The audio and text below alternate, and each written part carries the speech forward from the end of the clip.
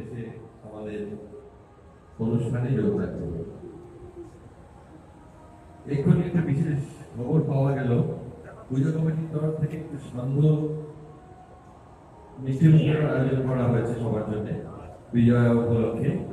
যদিও অফিসিয়ালি বিজয়টা হয়ে গেছে, কিন্তু আমাদের প্রতিভা নিরঞ্জন হয়নি।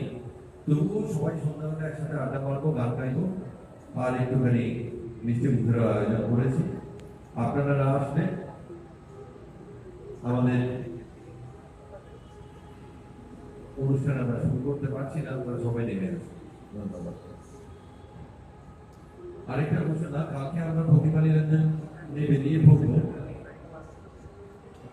তো আজকেও তো মায়ের বড় অনুষ্ঠান চলেছে এবং কালকেও চলবে। কে যেরকম ভাবে যে সময়ে বরণ করতে পারেন, তবে একটা কথা বলে রাখি, সন্ধ্যে 5:30 থেকে 6টার মধ্যে আমাদের মায়ের বরণটা শেষ করতে হবে, কারণ আমরা 6টা থেকে 6:30টার মধ্যে প্রতিমা নিরঞ্জনে বেরিয়ে পড়বো। আমি আবার বলছি, কালকে যারা যারা মায়ের বরণ করতে চান তারা সন্ধ্যে 5:30 থেকে 6টার মধ্যে মায়ের বরণ সম্পূর্ণ করবে, কারণ ঠিক 6টা থেকে 7:30টার মধ্যে আমরা প্রতিমা নিরঞ্জনে বেরিয়ে পড়বো।